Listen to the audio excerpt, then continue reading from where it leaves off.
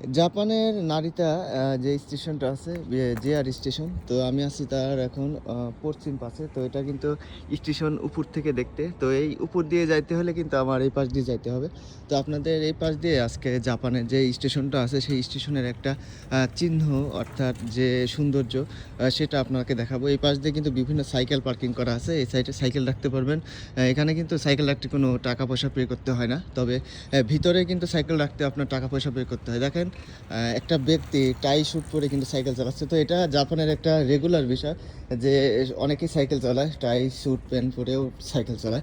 তো এটা কোনো লজ্জার বিষয় না, অনেক মহিলাও সাইকেল চালায়। তো জাপানের যেরকম সংস্কৃতি আর কি, তো যে দেশে যেরকম সংস্কৃতি সে দেশের লোক কিন্তু সেভাবে চলাচল করে। তো আবার সবাই গাড়িও চালায়, কাছে করে যে জায়গাগুলো আছে সেখানে কিন্তু তারা সাইকেল নিয়ে যায় অনেকেই। তো এই জিনিসগুলো অনেক ভালো লাগে। তো রাস্তাঘাটের অবস্থা যেমন সুন্দর, জাপানের স্টেশনগুলোও কিন্তু অনেক সুন্দর হয়, পরিষ্কার পরিচ্ছন্ন।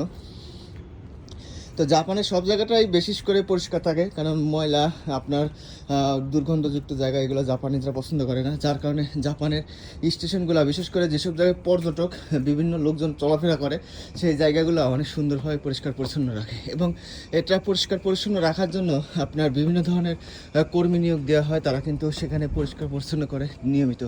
আর স্টেশনগুলো দেখেন কত সুন্দরভাবে বসার ব্যবস্থা করে দিছে। এই সাইড দিয়ে কিন্তু আপনি অবসর টাইমে আড্ডা দিতে পারবেন, সুন্দর সুন্দর জায়গা করা আছে। এবং সাইড দিয়ে আপনার অনেক সুন্দরভাবে ফুল রোপণ করা আছে, যেগুলা আপনার এখানে অনেকটা মনোমুগ্ধকর বিষয় গড়ে তুলবে। আর কত স্টেশনে কত মানুষ যাতায়াত করে, এটা কিন্তু না দেখলে বোঝাই যায় না। সকালবেলা আপনার দেখেন কত পরিমাণে মানুষ যাতায়াত করতেছে। তো স্টেশনগুলো যেরকম ভিড় থাকে অনেক, সেভাবে কিন্তু সবার এই যে কষ্টগুলো দূর করতে হলে যে পদক্ষেপ গ্রহণ করা দরকার, সেগুলো কিন্তু জাপান সরকার গ্রহণ করেন।